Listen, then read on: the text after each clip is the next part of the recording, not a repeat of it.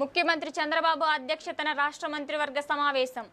అమరావతి ముఖ్యమంత్రి చంద్రబాబు అధ్యక్షతన దాదాపు 10కి పైగా అజెండా అంశాలతో సచివాలయంలో రాష్ట్ర మంత్రివర్గ సమావేశం కొనసాగుతోంది.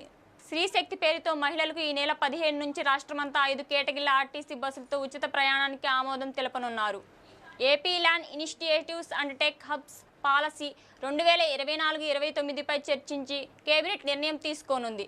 పర్యాటన శాఖ పరిధిలోని 22 హోటళ్లు, రిసార్ట్లు, క్లస్టర్ల నిర్వహణ కోసం ఏజెన్సీ ఎంపిక నిర్ణయాధికారాన్ని ఆ శాఖ ఎండీకి కల్పిస్తూ మంత్రివర్గం నిర్ణయం తీసుకోనుంది.